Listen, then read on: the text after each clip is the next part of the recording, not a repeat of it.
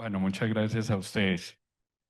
Muchas gracias a ustedes también. La competencia estaba dura, decidieron venir con nosotros y quedo muy agradecido con esto. Les pido amablemente se registren aquí, es importante para el laboratorio. Declaro como conflicto de interés, pues es una charla patrocinada. No uso productos DVD en esta área. Como tal, pues no habría una inferencia, pero sí hay pues definitivamente hay un patrocinio. Vamos a tratar, en primer lugar, dar unas generalidades de hipotermia. Probablemente todos ustedes están relacionados y han oído el cuento de la hipotermia. Ya la hipotermia cumple aproximadamente 13 años de uso. Como tal, hemos aprendido bastante. Tuvimos la gran oportunidad que nos brindó la Clínica Universitaria Bolivariana y la universidad de ser pioneros en Latinoamérica en hipotermia.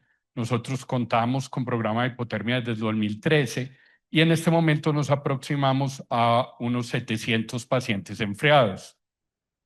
Para que estén tranquilos, no todos los 700 pacientes son de nosotros, no tenemos esa estadística tan alta de asfixia perinatal, pero sí somos un centro de referencia y por mucho tiempo fuimos el único centro con hipotermia y con monitoreo neurológico y eso hacía pues que mantenemos casi todos los días, tenemos pacientes de asfixia que nos llegan de toda la red.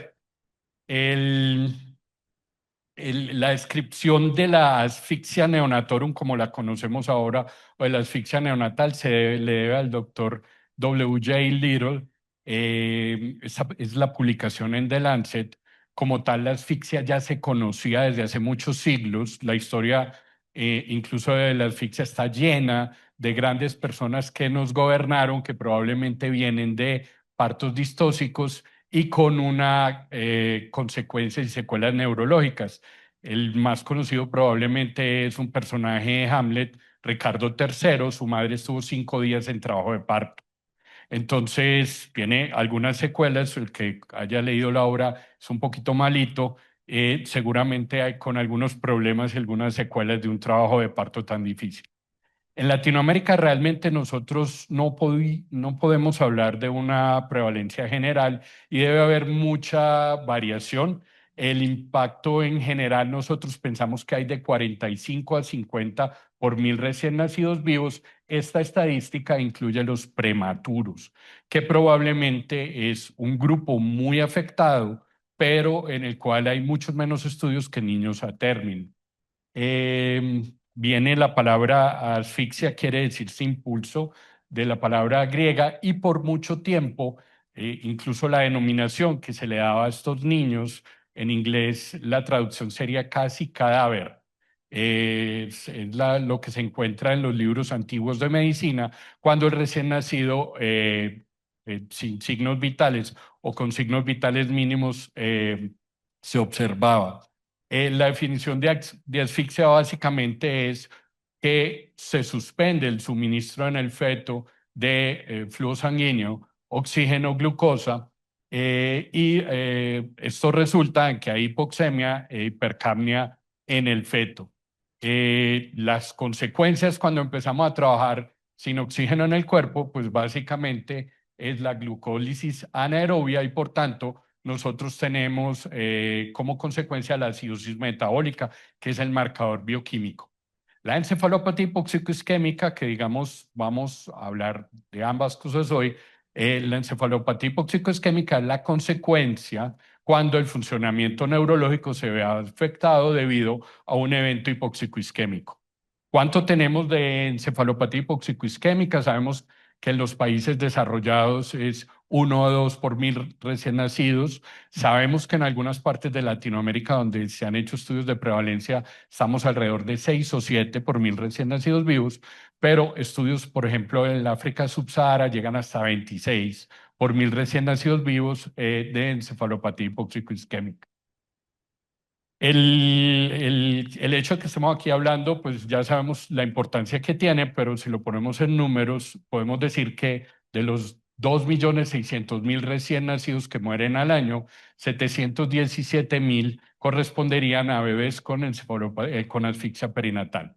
La asfixia perinatal sería uno de cada 5 pacientes que fallecen, uno estaría muriendo por asfixia perinatal. Es un fenómeno bastante importante. La mortalidad es un tema, sobre todo en las asfixias más severas, y el tema básicamente por el cual Alcel-Neo muestra bastante interés, básicamente también es que las secuelas neurológicas pueden llegar hasta el 50% en las asfixias más graves. ¿Cuánto vale un bebé en el transcurso de su vida, hablando de la atención del recién nacido, hablando de la atención posterior, todo lo que va a necesitar en rehabilitación y todo lo que va a necesitar para llevar pues una vida feliz? Más o menos el CDC calcula 1.2 millones de dólares, obviamente a costos de Estados Unidos, por cada paciente. Digamos que además que tenemos una enfermedad que tiene un alto impacto en ese sentido, económicamente también tiene un impacto importante en la sociedad, y el 10% de los DALIs, de los años de discapacidad perdidos en el mundo, se atribuyen a encefalopatía hipóxico-isquémica. Digamos que esto hablando del niño a término. Cuando hablamos del niño pretérmino, ahí podemos patinar un poco más, pero podemos decir que 9 por 1000 de los recién, en los pocos estudios que hay antes de las 31 semanas, se puede atribuir directamente al fenómeno hipóxico isquémico. Disculpen. Bueno, muchos de ustedes están relacionados con las consecuencias de la encefalopatía hipóxico isquémica, y como tal les puede parecer que es un fenómeno que se ve muy comúnmente, pero si miramos los números, pues realmente no es tan común. Y el feto se defiende relativamente bien de la hipoxia. El feto tiene muchas estrategias defensivas que lo llevan a adaptarse bien a los estados hipóxicos. Entonces, tengo esta, pero digamos, esta quedó un poquito más organizadita. ¿Qué hace, en primer lugar, el feto? ¿Que trata de hacer cuando detecta que el oxígeno es insuficiente para mantener toda su actividad cerebral? Entonces, lo primero que hace es aumentar la presión arterial. Aumenta la presión arterial tratando de compensar y que pueda mantenerse la autorregulación cerebral. Cuando esto falla, viene lo que llamamos el reflejo del buzo del apneísta. Con los estudiantes yo trabajo el tema con Sofía Gómez, a quien admiro enormemente, de cómo una persona puede sobrevivir 9 minutos bajo el agua y volver a salir y estar como si nada. Es algo increíble. Y es porque ellos trabajan esta adaptación. ¿Y cómo trabajan esta adaptación? Básicamente, lo que hace el organismo es empezar a distribuirle a los órganos menos importantes. Eso es lo primero que hace. O sea, yo no necesito piel, yo no necesito sistema gastrointestinal para nacer, entonces de esos quito primero. Pero si eso no es suficiente, yo empiezo a quitarle a órganos un poquito más importantes: el corazón, las suprarrenales, el pulmón. Esa es la razón por la cual nosotros, cuando encontramos la encefalopatía hipoxicemia, hablamos de una enfermedad generalmente sistémica. Es bastante extraño que no haya un compromiso de otros órganos, porque esos órganos, por fisiología, se vieron comprometidos antes. Fuera de eso, el feto empieza a disminuir su actividad, empieza a moverse menos, empieza a disminuir movimientos respiratorios, todo eso para disminuir el consumo de oxígeno. Si nada de eso es suficiente, lo que va a hacer el organismo básicamente es pasar el flujo sanguíneo de la parte anterior del cerebro hacia la parte posterior, a proteger bulbo y tallo, que son los que él necesita trabajando en este momento.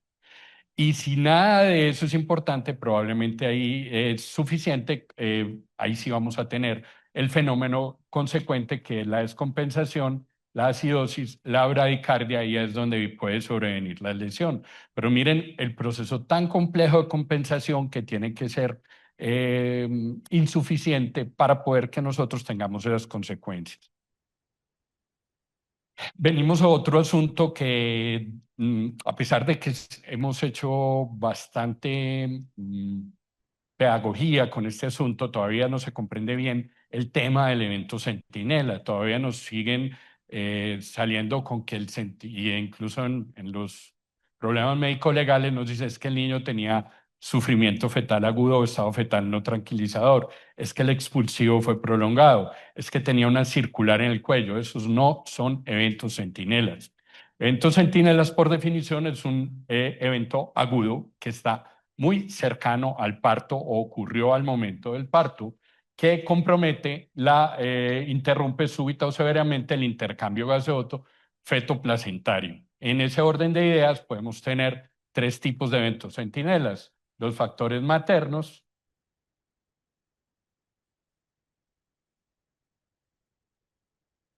No, no sé qué dice.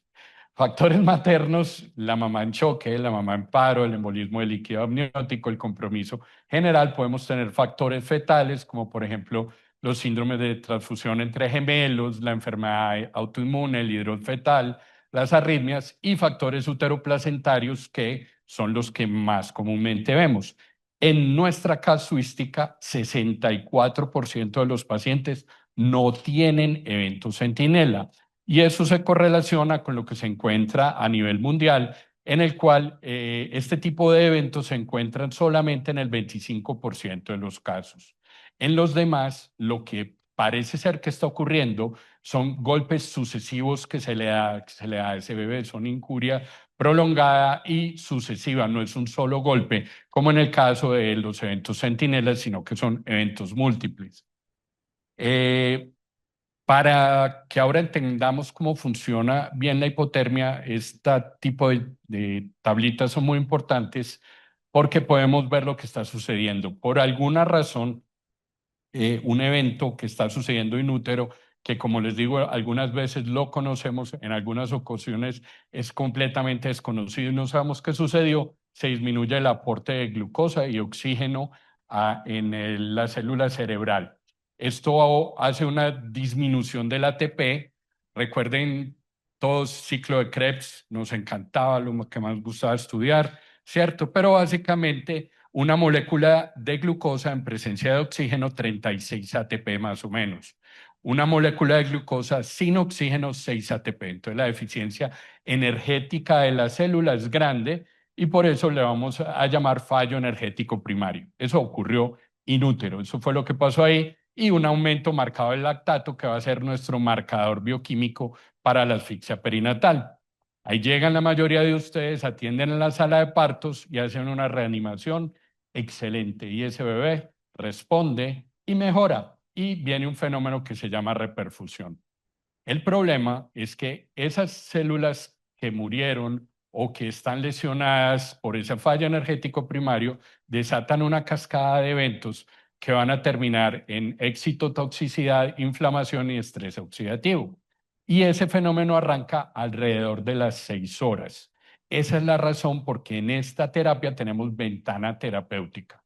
Porque si pasamos de las 6 horas, muy probablemente muchas células, ese fenómeno ya arrancó y el efecto que va a tener la terapia no va a ser tan bueno o no va a ser en ningún momento efectivo. Posteriormente tenemos la falla energética secundaria, fallo mitocondrial, y tenemos ya la parte terciaria, que es muerte celular, remodelación, astroglosis y reparación. Estas parece muy horrible, pero van a ver que no es tanto. Hablamos que al tener un fallo energético en la célula y tener suficientes ATPs, la membrana celular que debería sostener el glutamato de manera intracelular tiene una liberación masiva de glutamato. Eso va a realizar que se abran varios puentes que permiten la entrada o la salida de ciertas sustancias que no deberían estar. Pero los protagonistas de orquesta en este caso son los receptores de CAMPA y los de N-metil-D-aspartato, que van a permitir la entrada de, primero, sodio. Cuando entra sodio a la célula va a haber edema. Segundo, calcio. Cuando se ingresan grandes cantidades de calcio a la célula, se disparan lipasas y nucleasas, y eso va a desatar procesos de muerte celular programada, apoptosis y destrucción de membrana. Y para acabar de ajustar, si no fuimos muy ajustados en el proceso de reanimación, vamos a darle cantidades masivas a ese cerebro de oxígeno, el cual no todo es aprovechado y se convierte en radicales libres, y con los radicales libres vamos a tener otro nivel de daño. Finalmente, todo esto va a terminar en necrosis y apoptosis. Vieron que no era tan complicado el asunto. Entonces, ¿qué contribuye a que los pacientes son factores asociados y no factores causales? Entonces, ¿qué contribuye? La infección. Se calcula que en los países en desarrollo como nosotros, la coexistencia de asfixia perinatal con infección es de alrededor 26 a 30%, es muy alta. Muchas veces no identificamos los factores de riesgo séptico. Nosotros, por protocolo en la clínica, a todos los bebés de asfixia les hacemos hemocultivos. No le ponemos antibióticos a todos, pero les hacemos cultivo, y de vez en cuando le pegamos al perrito y encontramos que esos bebés venían con infección.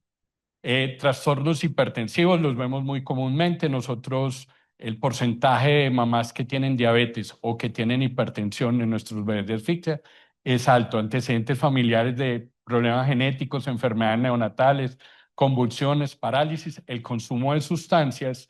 Nosotros, en Colombia en general, o por lo menos lo que nosotros vemos en nuestras unidades, no es tan alto el consumo de sustancias.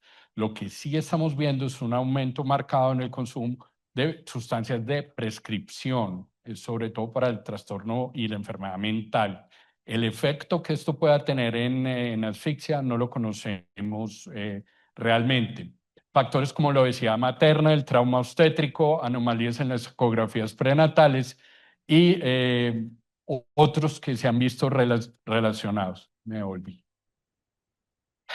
La doctora Serrano, que ustedes saben que es nuestra neuróloga estrella y tiene mucha experticia en asfixia perinatal, nos hace mucha énfasis en que diferenciemos entre asfixia, encefalopatía y criterios de hipotermia, porque generalmente solemos juntar, que es lo mismo, pero en general criterios diagnósticos de asfixia, sin diferenciar cuál es severa, moderada o leve, tenemos que haya presencia de un evento centinela, que el Apgar a los 5 minutos sea igual o menor a 5, y que el pH de cordón en la primera o de la primera hora sea menor de 7,15, en forma general.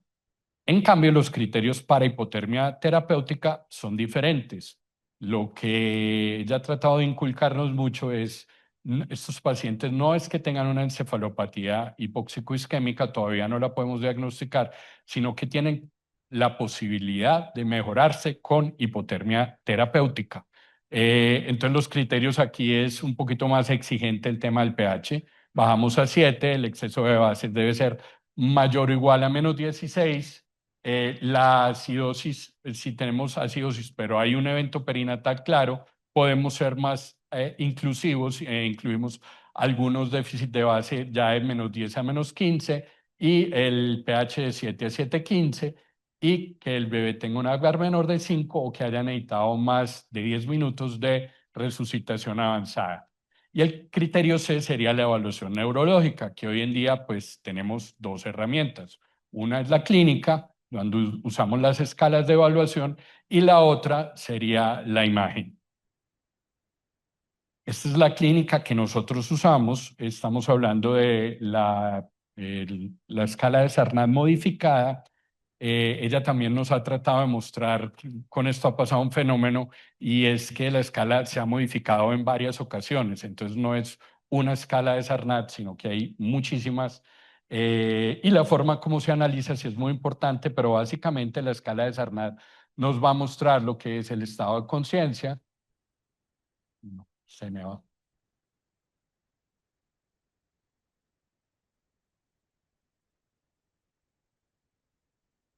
Ya. El estado de conciencia, la actividad, la postura, el tono muscular y los reflejos primitivos. La evaluación de la escala de Sarnat debe hacerse en dos momentos: bebé dormido y bebé despierto, porque tienen diferente interpretación algunos de los ítems. Em, y ya hablando específicamente de encefalopatía hipoxico-isquémica, nosotros tenemos que hablar que el diagnóstico es lo que llamamos un enfoque multimodal. Vamos a hacer una combinación de el examen neurológico, que puede ser la escala de Sarnat. Por algún tiempo utilizamos también la escala de Thompson, también nos iba bien. Y el doctor García Alex, que nos dejó hace unos 2 años, lo tuvimos en este escenario hace 3, 4 años. Nos parecía pues una persona supremamente, una eminencia en estos términos. Nos dejó otra escala. Pueden utilizar la que sea, la verdad no hay muchas diferencias, con tal de que las personas la sepan hacer bien e interpretar bien. La monitorización del electroencefalograma, ya sea por electroconvencional o por electroencefalografía de amplitud, que es lo que nosotros usamos para el diagnóstico.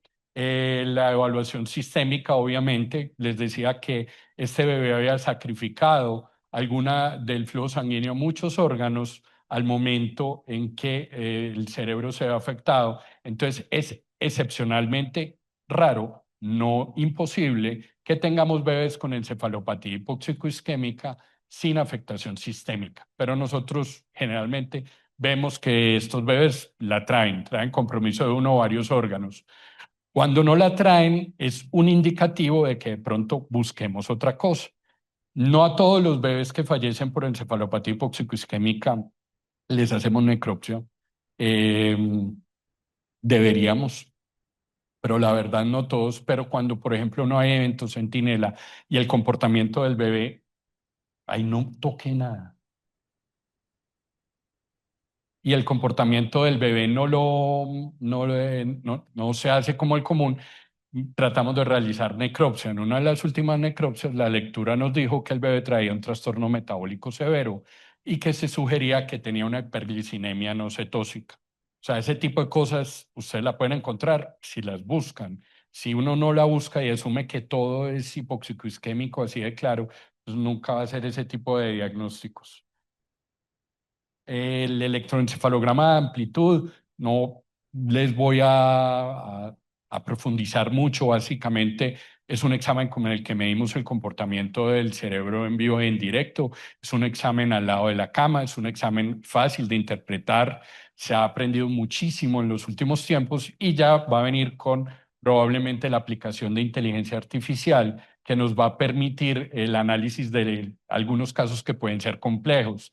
Ya hay equipos que están siendo probados, que tienen software con IA, que nos van a decir probablemente esto sí es una convulsión, esto no es. Pero ¿qué nos hemos dado cuenta nosotros? 65% de los pacientes tienen convulsiones no clínicas, tienen convulsiones eléctricas, tienen crisis eléctricas y sin ninguna representación clínica. Entonces, a nosotros se nos hace difícil o nos imaginamos muy complejo mantener un programa de hipotermia sin monitoreo neurológico.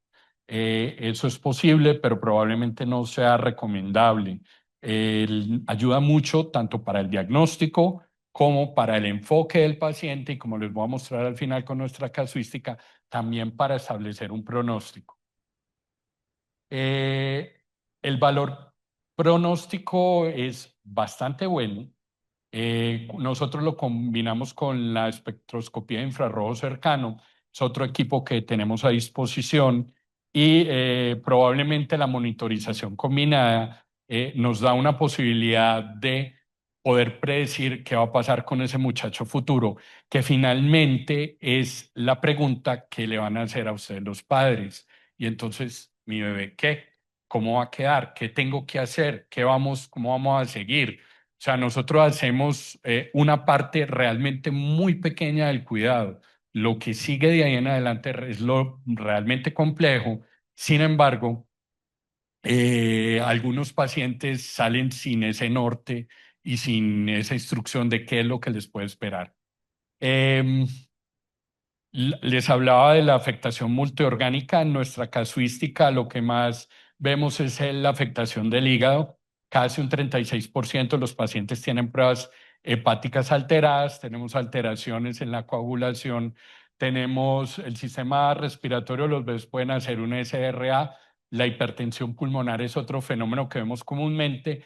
La hipertensión pulmonar tiene otro problema y es que puede ser secundaria a la asfixia o secundaria a la hipotermia. Entonces, realmente la vemos en forma relativamente común y son los pacientes generalmente más graves que nosotros tenemos. la enfermedad gastrointestinal con enterocolitis necrosante, el sistema renal, tenemos que ser vigilantes a la lesión renal aguda, el sistema cardiovascular con isquemia miocárdica, antes le hacíamos troponina a todos nuestros pacientes, lo que ha mostrado, lo que mostró la casuística propia de nosotros es que aun cuando estaba alterada, si no había una afectación clínica, entonces no nos servía para nada el examen. Entonces, primero la clínica, y si tienes la clínica, haz las troponinas, y si no, no la hagas de manera rutinaria. De hecho, ahora les voy a mostrar un fenómeno que nos está pasando con estos bebés en la parte de exámenes. No toqué nada. Entonces, hepatitis, falla adrenal, síndrome de secreción inadecuada de hormona antidiurética y otros problemas.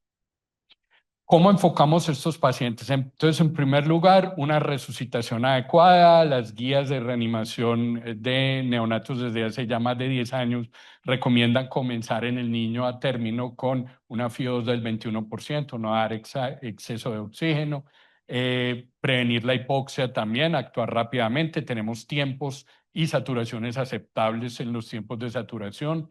El control térmico, sobre todo evitar la hipertermia, se ve mucho en nuestras salas de parto, la resucitación cuando el paciente no tiene el sensor de temperatura. Entonces simplemente le meten candela a la incubadora calienta al máximo. La incubadora es un dispositivo realmente sencillo, las incubadoras abiertas, las cerradas son más complejas, pero las otras básicamente son hornos. Si usted no le pone el sensor, ella va a trabajar como un horno.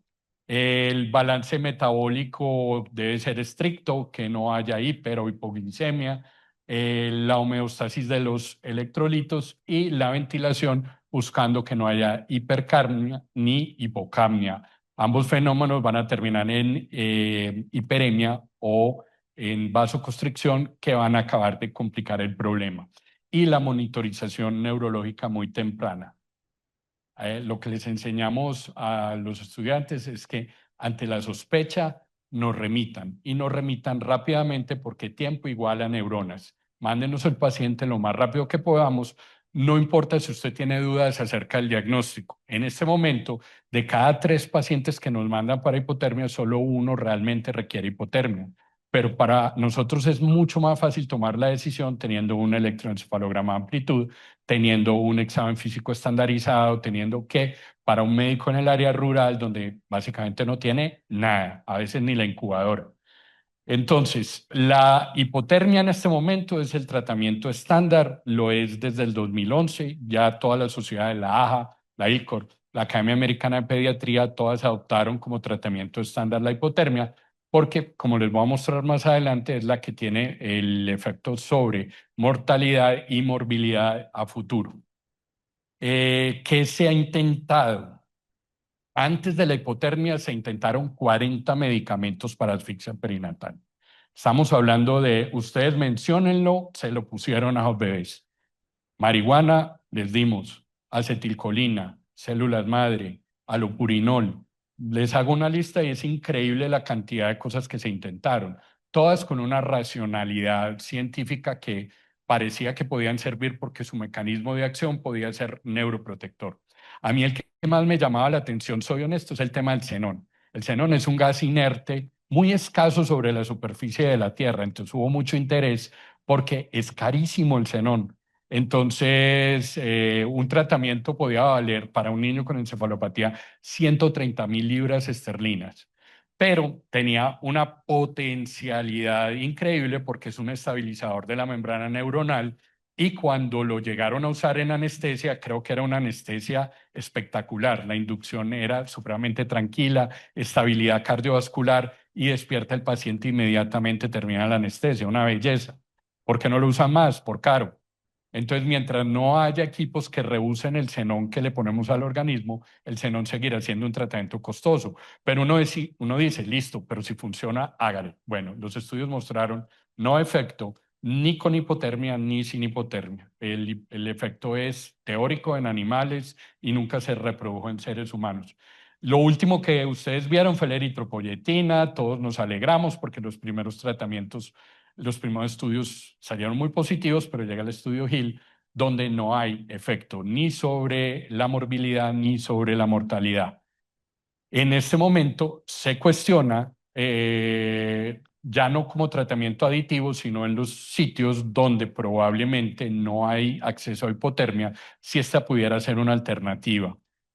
Algunos estudios salen positivos, pero no realmente tuvo un efecto aditivo en hipotermia. Y como les digo, todo lo que ensayamos con los pobres bebés antes del 2011 lo estamos volviendo a ensayar después del 2011 con hipotermia a ver si mejoramos un poquito la efectividad y los efectos. ¿Cómo funciona esta vuelta del frío? No crean que esto es súper importante por la razón de que el frío se ha intentado en gran cantidad de patologías y la evidencia científica ha depurado y hemos quedado con muy poquitas patologías que funcionan. Entonces, ¿por qué funciona en bebés? ¿Por qué funciona en asfixia? Porque fisiopatológicamente consigue, en primer lugar, una reducción metabólica. El gasto metabólico de las células se disminuye, si disminuye el consumo de oxígeno, si disminuye el consumo energético, la célula tiene más oportunidad de repararse, de curarse. Entonces permite que potencialmente lleguen otras terapias y puedan ayudar. La inhibición de la excitotoxicidad, esa liberación masiva de glutamato se interrumpe o se disminuye. La supresión de radicales libres también es muy importante. Se disminuye la cantidad de células apoptóticas y funciona muy bien como antiinflamatorio. Todos nosotros lo hemos usado alguna vez y funciona muy bien como antiinflamatorio y a nivel del sistema nervioso central funciona, parece mejor, disminuyendo la llegada de células de la glía, que es probablemente parte del daño como se los mostré ahora. El frío no es inocuo y montar bebés, al principio lo hacíamos cuando no se conocía tanto, sobre todo con los tiempos, con las indicaciones, montábamos bebés por si las moscas, por si de pronto. No es sino que a usted le sucede que un niño que usted había dicho, no lo monto hipotermia, comience a convulsionar a las 12 horas y usted ya sigue montando todos los bebés que le lleguen. Pero digamos que ya hemos podido superar esa fase de maduración, es curva de aprendizaje y ya sabemos que no todos los bebés se benefician y los efectos secundarios, algunos pueden ser graves. El síndrome de injuria por frío básicamente causa falla multiorgánica. El paciente muere. Ustedes lo ven sobre todo en los países nórdicos, como una gran cantidad de personas cuando llega la hora del frío mueren. ¿De qué mueren? Mueren de lesión renal aguda, mueren de coagulación intravascular diseminada, hemorragia pulmonar e hipertensión pulmonar. Nosotros hemos visto 4 pacientes de los 700 con esclerema neonatal. Inicialmente nos asustábamos mucho. ¿Qué es lo que pasa? La grasa se cristaliza y los bebés empiezan a salir con unas lesiones como si tuvieran unas infecciones severas, parecen abscesos y cuando ustedes lo tocan está lleno de líquido. Es la grasa del bebé que hace licuefacción. Ahí lo difícil de manejar es la parte del equilibrio hidroelectrolítico y la parte nutricional, pero realmente es una enfermedad, al menos con nosotros se ha comportado de forma inocua. El desequilibrio de los metabolitos y la prematuridad. De hecho, la prematuridad fue la razón por la cual se dejaba de usar el frío. El frío se usaba en los años 50, se alcanzaron a someter alrededor de 358 pacientes que cuando nacían y no respiraban al minuto de vida los sumergían hasta el cuello en agua fría. Listo. La racionalidad les decía que esto podía tener algún beneficio. No es un aleatorio randomizado, controlado, nada que ver, simplemente metían los niños en agua fría y observaban. En los años 70 llegan los estudios del doctor Silverman, donde en los prematuros particularmente la hipotermia se asociaba a mortalidad y hasta ahí llegaron los trabajos de enfriamiento. Eso se retoma después en el 82 cuando la Universidad de Miami empieza a hacer trabajos en animales que son muy positivos. Pero la imagen que tenemos, y probablemente es cierta, es que el frío no sea tan chévere para los recién nacidos prematuros como lo es para los niños a término. A quienes no sometemos a hipotermia, estos siguen siendo nuestros criterios. menos de 1,8 kilos. De hecho, la experiencia nos ha mostrado que los bebés de bajo peso, que gracias a ahora les muestro no son muchos, les va muy mal con el frío. O sea, son los bebés más graves que nosotros tenemos y a veces hemos tenido incluso que bajarlos de hipotermia porque no están tolerando el tratamiento. Las anomalías congénitas mayores, hemorragias manifiestas, en esto hemos aprendido también y hemos sido más permisivos, estamos pendientes de la coagulación y si no hay alteración en la coagulación y dependiendo del tipo de hemorragia y del nivel de asfixia, hemos sostenido algunos bebés con hemorragia, pero no muchos. Y los bebés que están in extremis, o sea, aquellos que ya están en un estado tal que están más cercanos a la muerte y que no se benefician en ningún momento de la terapia y más bien nos trasladamos a un protocolo de duelo y acompañar a la familia que seguir con el cuidado.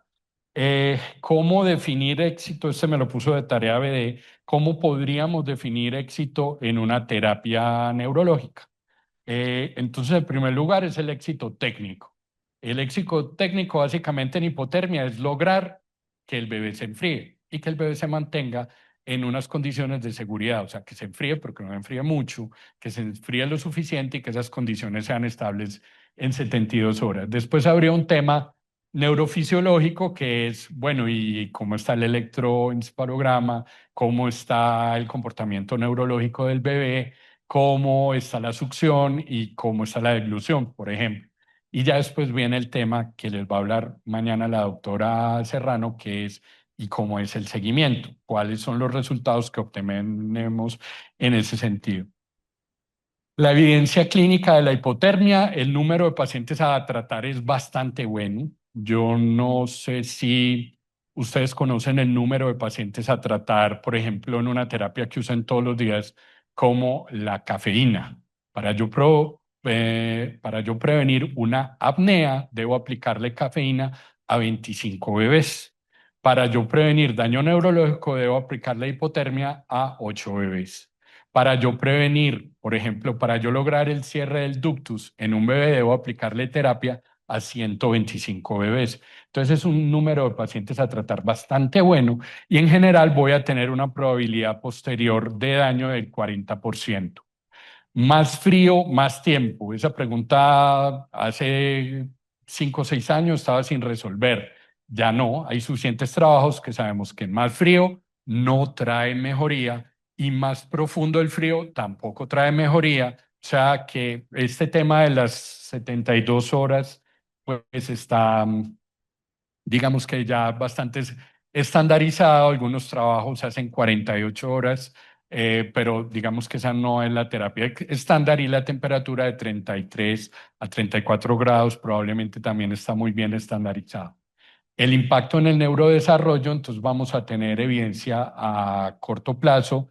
Estos bebés tienen muerte o discapacidad neurológica severa menor a los 18 meses y a largo plazo, aunque el efecto cae en lo que yo he podido leer en casi todas las terapias neonatales, el efecto cae en el tiempo por dos razones. Uno, porque el bebé ya está expuesto a otras situaciones diferentes a la propia enfermedad, sino que ahí viene también el contexto sociocultural, la posibilidad que haya hecho de rehabilitación, terapia, detección temprana, etcétera. Y en este momento una de las cosas de mayor actualidad son las secuelas neurológicas leves, que pensábamos que los bebés, por ejemplo, con encefalopatía leve, pues tenían algunas cositas, pero que no eran muy importantes. Resulta que de 13 a 25% tienen estas secuelas leves que si no son detectadas y tratadas pueden llegar a ser supremamente complicadas para el manejo del paciente, disgrafia, dislexia, alteración en la adquisición de la matemática, daltonismo, en fin, una miriada de alteraciones que pueden ser, si no se diagnostican, bastante difíciles de manejar. El seguimiento, cuando nosotros comenzamos con esto, hicimos como un barrido y cuando íbamos a los centros de rehabilitación, en ese tiempo me da la impresión de que había más, les daba la impresión a los que trabajan ahí que todos los bebés tenían asfixia perinatal. Y la verdad, el 50% de las parálisis cerebrales podrían ser atribuidas a en ese momento asfixia perinatal.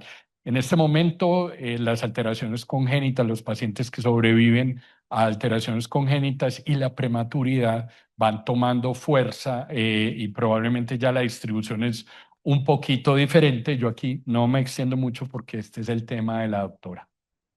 El enfriamiento pasivo es un tema súper importante, lo trabajamos mucho con nuestros estudiantes internos, residentes, estudiantes de medicina, porque esto probablemente va a mejorar la posibilidad que nosotros tenemos de atenuar al recién nacido. Hay algunos estudios que muestran hasta 84% de éxito manejando protocolos de hipotermia pasiva. Básicamente, ¿qué hacemos?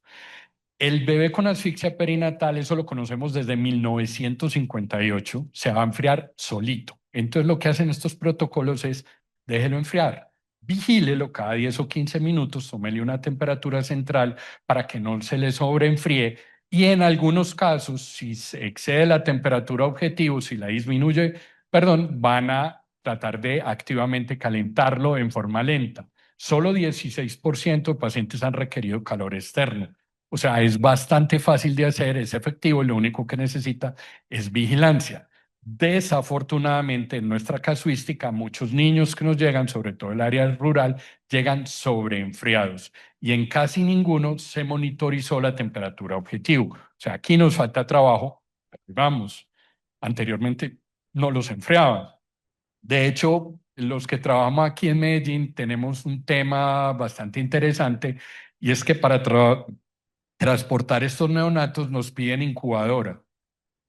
¿Para qué? Pero es obligatorio y a veces no nos llegan en ventana terapéutica porque no llegó la ambulancia con incubadora cuando lo pudieron haber transportado perfectamente en una camilla. Era más importante en mi concepto que llegara el paciente rápido a tener esa incubadora que no ibas a usar. ¿Qué sigue? ¿Qué sigue en la encefalopatía hipoxicoisquémica? El tema de la edad gestacional cada vez se fortalece más que debajo de las 35 semanas vamos a tener muchos efectos adversos y pocos efectos positivos. Sin embargo, digamos que no es un tema cerrado todavía. ¿Qué vamos a hacer con la encefalopatía hipoxicoisquémica leve? En este momento no lo sometemos a hipotermia. Parece ser que los riesgos superan los beneficios. Sin embargo, es un tema tampoco cerrado porque, como les digo, estos pacientes sí pueden tener efectos y esos efectos ser muy significativos. La identificación óptima del paciente es en lo que más se ha trabajado. La llegada del electroencefalograma de amplitud BD no hace electroencefalogramas de amplitud para que no vayan a creer que viene como propaganda porque realmente ellos no fabrican este equipo. Es súper importante y una parte, un pilar del tratamiento. A veces es más caro el equipo de vigilancia del electro, pero también estos equipos han ido mejorando tecnología, bajando de precio, cada vez haciéndose más accesible y lo que dice la doctora Serrano es que esto en unos 10 años va a ser el quinto signo vital. Todos los monitores van a tener que tener esto y todos los bebés que nosotros tenemos vamos a tener que tenerlos monitorizados. Perdón. ¿Qué más le vamos a echar al asunto? ¿Qué más le vamos a agregar al tratamiento? Eso todavía no está claro. Hay muchos candidatos, hay muchos ensayos clínicos en este momento. De lo que nosotros percibimos en la clínica, hay un buen chance con las células madre, sobre todo las células madre autólogas. Es barato, fácil de hacer, todos los bebés tienen células de madre autóloga, está en el cordón umbilical, entonces probablemente sea potencialmente algo que podamos hacer y que no sea tan costoso. Y en este momento la intervención más importante para asfixia perinatal después de la hipotermia son las redes colaborativas. Este tema le estamos patinando, nosotros llevamos un año pensando cómo lo podemos comenzar y que Colombia tenga una red de hipotermia. En este momento tenemos una red underground de todos los que están aquí, que son neonatólogos de la zona, hay un chat de WhatsApp por donde nos remitimos los pacientes. Ahí no se pregunta ni qué EPS, qué aseguradora tiene, ni el paciente de dónde viene, ni quién es la mamá, sino simplemente hay un paciente quien tiene cama. Cuando uno hace estudios de suficiencia, nosotros tendríamos con 5 equipos de hipotermia a todo el departamento de Antioquia. Pero en forma real, 5 equipos son insuficientes. Dos temas. Uno, para los que vienen de otras partes, están en los Andes. Estamos parados en los Andes y la geografía es bastante agreste, entonces el transporte terrestre no funciona muy bien. Punto uno, tenemos que tener centros de enfriamiento en sitios un poquito más periféricos o la posibilidad de traer los pacientes en helicóptero. Esa sería la otra opción. El otro tema que no funciona muy bien es el sistema de salud, pero ya ahí entramos en Honduras que ustedes no tienen por qué conocer. Es problemas propios. Aquí, con la autorización de la doctora Serrano y la doctora Amato, me voy a hacer un auto-spoiler a un trabajo que todavía no nos ha publicado para que ustedes tengan una idea de la hipotermia. Como les decía, nosotros vamos cercanos a 700 pacientes, pero el trabajo que les voy a mostrar realmente son dos trabajos, uno de la doctora Luisa Moreno, otro de la doctora Mónica Amato. Y en estos dos trabajos, en uno hay 174 pacientes, en otro hay 195 pacientes. Suena poquito al lado de los 700, pero realmente conseguir la información para todos es bastante difícil. La edad materna promedio es de 25 años, nuestras madres son relativamente jóvenes. La edad gestacional de los pacientes es de 39 semanas, alrededor de 39 semanas, el peso 3.116 gramos. Hay una mayoría de hombres, como en todas las enfermedades neonatales, 15 bebés fallecidos en esta cohorte y el tiempo que nosotros logramos en alcanzar la temperatura objetiva alrededor de 30 minutos. La gestacional ya se las dije, el peso también. Este es el otro trabajo. La talla 50 centímetros y el cefálico realmente está dentro de los percentiles aceptados. Casi todos los pacientes vienen de afuera, gracias a Señor, porque que donde todos fueran míos, imagínense la tristeza, pero no, casi todos los pacientes vienen de afuera y desafortunadamente hay una correlación entre que vengan de afuera y con tener una encefalopatía grave por electroencefalograma de amplitud. Eh, Casi todos se les aplicó hipotermia en el traslado. Eso también es supremamente bueno para nosotros. La cesárea no es un factor protector.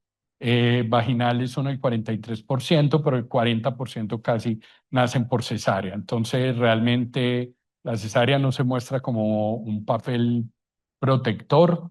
Hay una correlación. Los trabajos, se me olvidó decirle esto que es súper importante, básicamente buscaban la correlación de algunos factores con encefalopatía grave vista por electroencefalografía de amplitud a las 48 horas y las consecuencias de los niños que tenían a las 48 horas electroencefalografía grave versus los que no lo tenían.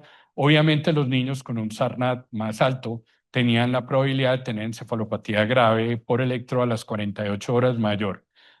También algo que era de esperarse, pero que es muy necesario de clasificar, es qué pasa con los que llegan por fuera de ventana, porque montamos niños por fuera de ventana. Si nosotros vemos que no han pasado 10 horas y que el electroencefalograma de amplitud no es ominoso cuando llegan, solemos montar estos niños y darles una oportunidad. Algunos trabajos que ven algunos beneficios, hay otros que no encuentran beneficio alguno, pero nosotros sí los montamos teniendo las 10 horas como límite máximo. Ya después de 10 horas no los montamos. ¿Qué hemos encontrado? Obviamente, de los pacientes que llegan después de las 6 horas, era de esperarse, el 38% van a tener a las 48 horas un electro muy anormal. El uso de medicación, 42% de nuestros pacientes reciben medicación anticrisis, pero es mucho más común en los pacientes que a las 48 horas tenían encefalopatía grave por el electro. Las complicaciones, entonces la trombocitopenia fue el principal factor. En muchos trabajos ustedes van a encontrar que la bradicardia. La bradicardia, ustedes por cada grado de temperatura que le bajan al bebé, la frecuencia cardíaca baja 14 puntos. Entonces, nuestros bebés se mantienen entre 80 y 100 de frecuencia cardíaca Entonces, la verdad, para estos trabajos no consideramos la bradicardia como un evento adverso, a menos de que el bebé requiriera un soporte inotrópico, que ahí sí veíamos pues como que la bradicardia si era un efecto adverso y no una complicación esperada. La hiponatremia bastante común, la anemia, miren que las dos anteriores se correlacionan con tener una encefalopatía más grave a las 48 horas. Los niños más enfermos hacen más complicaciones. Hay nada, pero la anemia probablemente nosotros somos los culpables. Tenemos un protocolo que es exsanguinante. Le sacamos cada 12 horas a estos bebés una gran cantidad de exámenes. Nos estamos cuestionando desde el punto de vista científico, no solamente en ellos, sino también en los prematuros, que les hacemos un montón de exámenes de control de la nutrición parenteral, si estos exámenes son necesarios y qué tanto los debemos hacer rutinarios y no individualizados. Porque miren, es una gran cantidad de pacientes con anemia, que es un efecto secundario que no se le puede atribuir ni a la hipotermia ni a la asfixia directamente. La hipotensión el 40%, la coagulopatía es frecuente. 3 de cada 4 pacientes tienen un TP o un TTP anormales. Como yo les decía, el hígado es lo que vemos más afectado en estos pacientes y la lesión renal aguda. ¿Qué va pasando normalmente con el electroencefalograma de amplitud y la espectroscopía de infrarrojo cercano? Entonces, en los pacientes que les va bien, o al menos eso dice la teoría, en principio el electroencefalograma está muy afectado, así lo diagnosticamos. Alrededor de las 48 horas deben ir regresando a un ritmo y a un patrón de electroencefalográfico normal. Eso es buen pronóstico. Es un buen indicador que a ese niño le va a ir bien. En cuanto a la espectroscopía, entre más alta sea la saturación cerebral, es que el cerebro está usando menos oxígeno.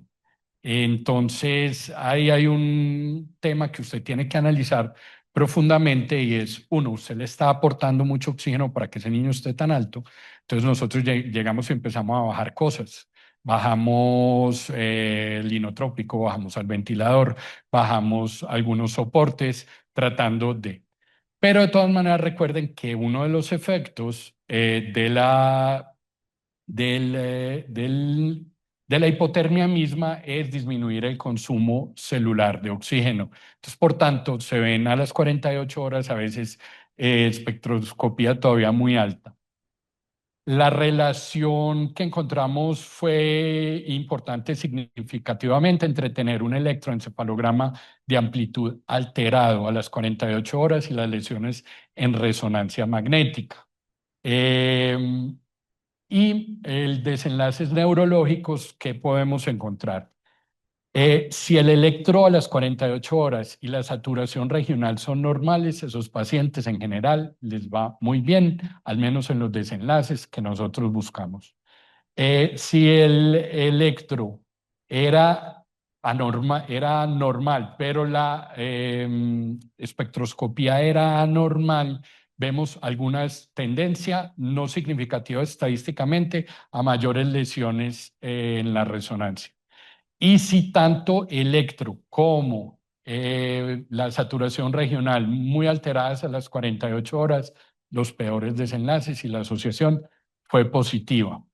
Entonces, en general, encontramos lo que ya casi todos los estudios habían encontrado, pero es una corte muy amplia, es una corte muy buena, el seguimiento fue muy bueno y nos parecía importante y nos sigue pareciendo importante y nos parecen también muy importantes los estudios que corroboran lo que ya se ha visto, porque así vamos sumando y realmente estableciendo evidencia científica. Eso era todo. Te agradezco mucho.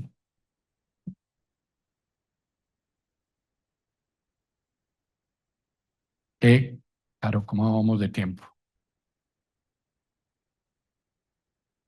5. Bueno, entonces hay tiempo para alguna pregunta, si alguno desea, doctora. ¿Qué más?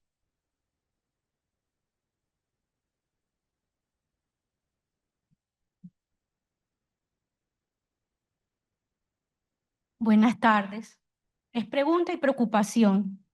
Yo quisiera saber ¿cómo podríamos hacer como neonatólogos o las sociedades médicas para que la encefalopatía hipóxico-isquémica tenga mayor prioridad dentro de las políticas públicas? ¿Por qué? Me preocupa el tema del transporte de las ambulancias.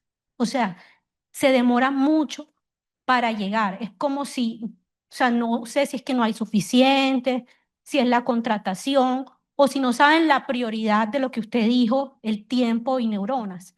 Entonces, eso es un problema muy grande porque muchos pacientes pierden la ventana terapéutica en espera de ambulancias y en espera de procesos administrativos. Entonces, yo creo que sí es necesario que haya más empoderamiento de las políticas públicas con este tema. Y el otro que me preocupa, también va de la mano, es, por ejemplo, en el Caribe. O sea, yo tuve la oportunidad de estar 2 semanas en Cartagena con una máquina de hipotermia y solamente llegó un bebé. Yo dije, increíble, no puede ser que en Cartagena, o sea, y la costa atlántica, porque es referencia, no haya. Entonces, no sé si es falta de publicidad, si es que no saben realmente la importancia. Entonces, yo quedé muy preocupada. Entonces, yo sé que en Medellín estamos bien con el tema, pero a mí me preocupa mucho el tema de la periferia y el tema de la costa atlántica con respecto a eso. Entonces, yo creo que debe haber más esfuerzos de parte de nosotros para que realmente se ha tenido en cuenta, o sea, la encefalopatía hipóxico-isquémica como un problema grave y que generalmente, y que va a causar más a largo, o sea, en todo lo que significa a futuro. Entonces, eso. Bueno, totalmente de acuerdo. En primer lugar, yo pensaría que debemos poder caracterizar el problema con realidad. La asfixia perinatal, en mi concepto, debería ser una enfermedad de vigilancia epidemiológica, donde supiéramos dónde está la asfixia. Nosotros, los que tenemos centros que mueven mucho este tema, tenemos 2 o 3 centros de partos que sabemos que son nuestra fuente de pacientes. Desafortunadamente, hemos hecho el experimento de ir a esos centros y decirles, venga, usted tiene un problema de asfixia, el problema es alto. Usted piensa que podemos ayudar. Nosotros tenemos procesos de obstétricos de mucho tiempo, muy bien montados, tenemos una tasa de asfixia bajita. ¿Le interesa que le ayudemos? No. Bueno, ¿por qué? No sé por qué, sí, claro, dejar que otro se meta en tu, en tu espacio es difícil, y más que el otro venga, pero nosotros vamos siempre con una intención muy constructiva y la idea es, entre menos asfixia mejor. Digamos, segundo, de acuerdo con lo segundo, debería de existir una política pública. El problema de transporte es muy grave porque en todo Medellín hay 4 ambulancias con dotación neonatal. Por eso ustedes se explican que a veces un transporte se puede demorar horas y horas y horas en un niño que necesita hipotermia o en uno que necesita una trioceptostomía. Y no es cuestión del asegurador y no es cuestión de la clínica, sino que no hay. Y la regulación de estas ambulancias hacen que tengan que tener médico, incubadora. Ustedes han visto las incubadoras que tienen, que probablemente en otro país estarían en el Museo de las Incubadoras, al igual que los ventiladores que tienen, que también podrían estar en el Museo de los Ventiladores. O sea, realmente no es algo en lo que se haga mucha inversión y no aparentemente tiene una buena remuneración, entonces no hay como un interés en mejorar. Eh, Les cuento como una experiencia anecdótica. Emi montó una ambulancia Mercedes-Benz último modelo con todo lo último en transporte neonatal. Listo, ¿qué dijeron ellos? Para yo librar esto tengo que cobrar un poquito más. Listo, nadie las compró. Nadie les compró el servicio y la tuvieron que desmantelar al año. Nosotros entrenamos ese personal, 14 médicos, como 30 enfermeras formadas full en neonatología. No les funcionó. Caemos siempre en el cliché de primero los niños el futuro, los niños lo más importante, pero a la hora del té es donde menos inversión hay, donde menos nos gastamos el dinero, donde más se quiere ahorrar. En el sentido, yo con el Caribe no me meto. Es una zona que quiero mucho, pero que desconozco un poquito, pero sí estamos de acuerdo que por números esa no es la prevalencia de asfixia. ¿Qué hicimos nosotros cuando empezamos? Porque también lo vivimos. No nos llegaban pacientes, o los que nos llegaban in extremis. Capacitar. Nos fuimos centro por centro y capacitamos centro por centro. Mira, estas son las condiciones. Cuando haya este paciente, llámenos. Les dimos teléfonos con accesos directos y eso empezó a marchar, a marchar, a marchar. La segunda estrategia, los estudiantes de medicina. En la medida que los estudiantes de medicina iban a las áreas rurales, ya conocían el programa, conocían la terapia, estaban familiarizados con el manejo del paciente en estabilización y transporte, fueron capaces ya de identificar.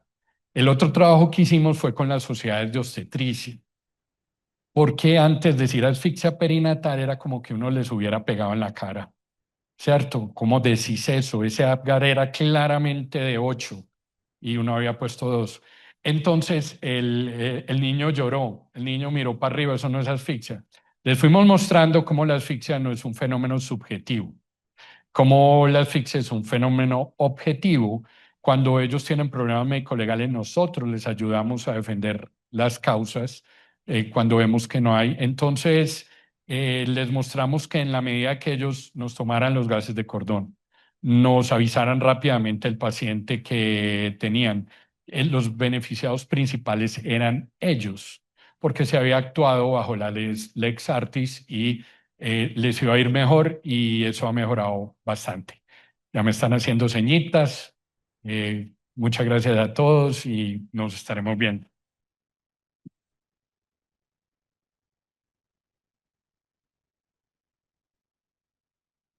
Agradecemos la participación de todos y también de las personas que se encontraban vía remoto.